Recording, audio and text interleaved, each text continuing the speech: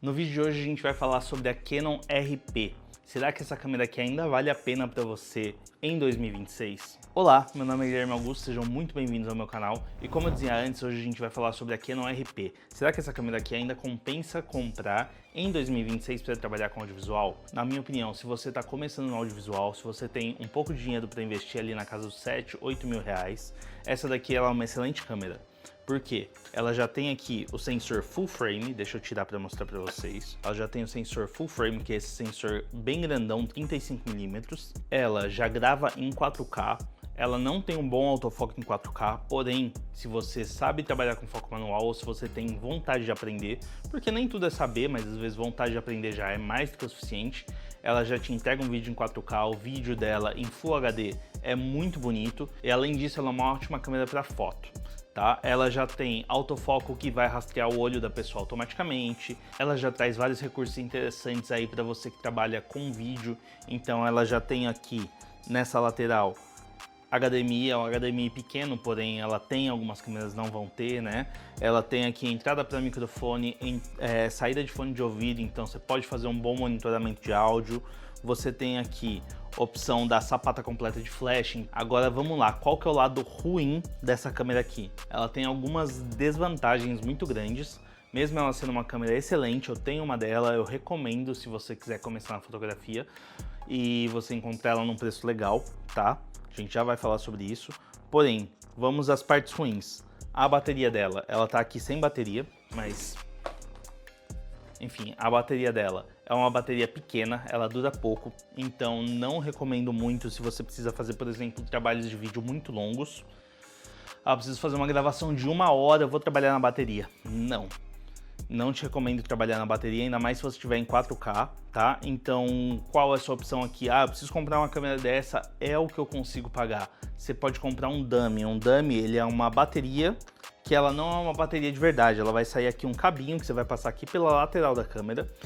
Você vai fechar a porta da bateria, senão ela não funciona, e aí você vai ligar esse cabinho na tomada. Então aí você consegue fazer gravações mais longas, você não vai ter problema nenhum com a duração de bateria dessa câmera, se for esse o caso.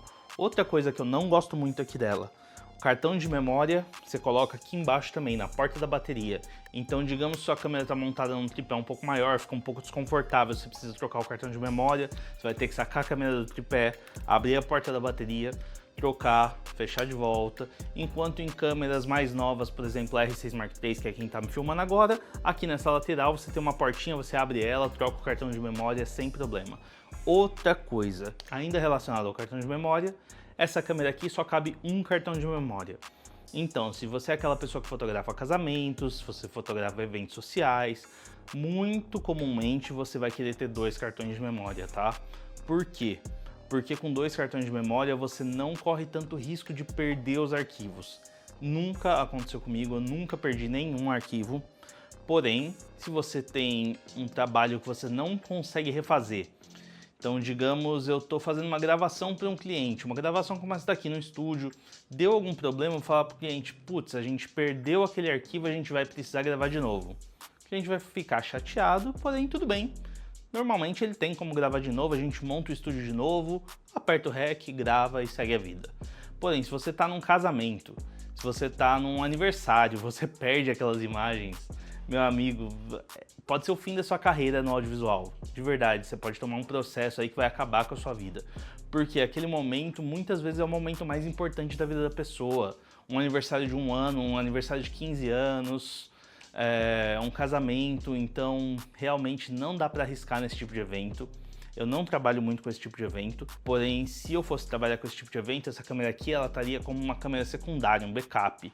Eu estaria o tempo todo na R6 Mark III com 2 cartões de memória com toda certeza. Bom, agora a gente vai para o próximo ponto, que não é uma mega questão assim como cartão de memória, porém o sensor dela aqui, que é esse sensor bonitão que eu já mostrei para vocês, 35mm, ele não é um sensor estabilizado. Então, se você quer fazer vídeo, você não tem um estabilizador, você não tem uma mão muito firme, você vai sentir falta. Ah, para foto, você acha que eu vou sentir falta? Meu, eu nunca senti, tá? Para foto eu nunca senti falta. Eu sei que ela te permite, quando você tem um sensor estabilizado, fazer fotos em velocidades um pouco mais baixas, direto com a câmera na mão. Nunca precisei desse recurso. Nessas câmeras full frame mais novas, você sempre consegue subir um pouco mais o ISO, recuperar depois na edição, então isso não vai ser um problema muito grande. Na minha opinião, isso não faz falta, mas vocês saibam que não tem a estabilização no corpo da câmera. Então, se você está usando uma lente que nem essa daqui, 24-70 versão 2 da Canon versão EF, né? Não é a RF, ela também não tem estabilização, então você ficaria sem estabilização na lente, sem estabilização no corpo. Você tem aqui a estabilização digital, ela vai te ajudar, porém ela não vai resolver seu problema. Bom, falando sobre a qualidade de imagem agora dessa câmera. Qualidade de imagem é algo que, na minha opinião, tá, já ficou para trás há muito tempo. Você vai ter aqui 26.2 megapixels nessa câmera, você vai conseguir fazer vídeo em Full HD com uma boa qualidade, porém ele não é tão nítido quanto o 4K. E o 4K você vai ter duas desvantagens, tá? O 4K, desvantagem número 1, você perde o Dual Pixel, que é o sistema de autofoco aprimorado da Canon. Então você vai ficar com um sistema de autofoco mais simples, se você colocar no 4K. Não te recomendo usar, ele vai se perder muito. E a segunda questão sobre o 4K dessa câmera, que apesar dele ter uma qualidade de imagem incrível, ele vai fazer um crop. Então, por exemplo, se eu tivesse com essa lente aqui, que vocês estão me vendo agora, que é a 45mm 1.2, nessa câmera aqui, ela estaria do jeito que vocês estão vendo agora. Vê o quanto de informação que eu perco aqui em volta, o quanto de espaço eu precisaria a mais para ter o mesmo campo de visão. Na minha opinião, não vale muito a pena, a menos que você tenha muito espaço, você consiga trabalhar com foco manual. Fora isso, eu trabalharia com ela em Full HD e não em 4K. Tá, e por que eu disse que qualidade de imagem já não é mais uma questão há um tempo, assim, na minha opinião, tá? Porque a gente tem aqui 26.2 megapixels de resolução de foto, como eu falei antes, e já faz um bom tempo que a gente tem uma resolução que é mais do que alta o suficiente. Quando a gente assiste um vídeo em 4K, que nem esse vídeo que vocês estão vendo agora, por exemplo, a gente está trabalhando, acredite ou não, com 12 megapixels, tá? 4K ele equivale a 12 megapixels. Então, a gente já acha essa qualidade muito bonita quando a gente está assistindo. Qualquer câmera atual ela vai ter pelo menos 12 megapixels, contando, por exemplo, uma A7S3, que é uma câmera voltada para vídeo. Então, ela tem os 12 megapixels para ela ficar dentro do 4K. Porém, ela não perde em nada para a qualidade de imagem para uma câmera mais recente. Qualquer câmera que tenha acima de 12, 15, 20 megapixels, você vai estar no céu. Se você comprar até uma câmera um pouco mais antiga, como uma T5i da Canon, ela vai ter ali 18 megapixels. Já é muito mais do que o suficiente para você trabalhar com audiovisual. Então, se você sabe iluminar, se você sabe trabalhar sua luz, sua fonte de luz, seja ela artificial, seja um flash em cima da câmera, seja luz natural, que nem a gente tem vindo ali da janela. Se você sabe usar isso a seu favor, não vai importar qual câmera você tem, tá? Bom, então vamos lá. Quanto à capacidade dessa câmera, ela serviria para algum trabalho profissional? Gente, na minha opinião, sim, eu usei muito essa câmera, eu trabalhei bastante com essa câmera. Eu trabalho principalmente com eventos de arte e cultura, eu utilizei bastante essa câmera. Ano passado eu fiz uma cobertura de um festival, ela foi minha câmera secundária, porém eu acabei utilizando muito essa câmera aqui. Porque a R8 ela tava ali com a minha lente mais grande angular, né? Ela tava com a 24-105, ainda não tinha 24-70 nessa época. E essa câmera aqui tava morando nela a minha 70-200. Então, toda vez que eu precisava fazer alguma coisa mais fechada, alguma foto mais distante, que eu queria fazer um close ou qualquer coisa assim, eu trabalhava só com essa câmera aqui e ela me entregou resultados incríveis. E nesse caso aí, como eu acho que vocês conseguem imaginar, eu estava trabalhando em baixa luz, então normalmente as câmeras ali já precisam de um ISO mais alto, porque nesse caso eu estou trabalhando também com movimento, então eu preciso deixar a velocidade do obturador um pouquinho mais alta, preciso subir o ISO para compensar isso, e como vocês podem ver, a câmera aguentou muito bem, ela fez um trabalho incrível nessa parte. Se eu tivesse ali por volta de 7, 8 mil reais para trabalhar no audiovisual, eu compraria essa câmera aqui?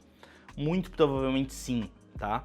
Apesar de a Canon R8 ela ter um custo parecido com o dessa câmera, digamos assim, ela é um pouquinho mais cara, e com a diferença de preço de uma R8 para uma RP, às vezes eu consigo comprar 2, 3 lentes.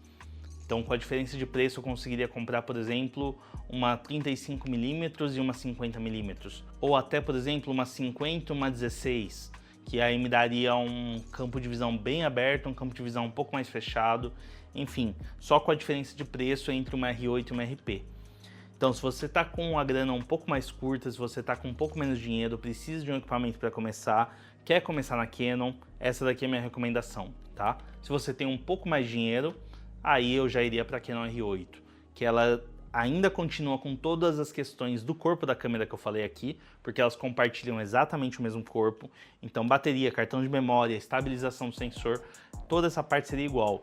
Porém, o 4K dela já tem um autofoco muito bom, ela não tem crop no 4K, então vocês manteriam o campo de visão completo. Ela tem o Dual Pixel Autofocus 2, então é uma tecnologia mais nova do que dessa câmera aqui, ela vai manter o rastreamento no olho um pouco mais eficiente. Se você está fotografando, ela vai manter um rastreamento mais eficiente também. Porém, se esse daqui é o tanto que você tem para investir, se o tanto que você tem para investir, essa aqui é a câmera que cabe no seu orçamento, ela vai te entregar sim qualidade suficiente para você trabalhar, para você iniciar no audiovisual, iniciar sua pequena produtora, para você fazer trabalhos de foto, para você fazer trabalho de vídeo, enfim. Essa câmera aqui vai te entregar o suficiente sim. Bom, se vocês gostaram do conteúdo, se inscreve aqui no canal, deixa um joinha e eu vejo vocês no próximo vídeo.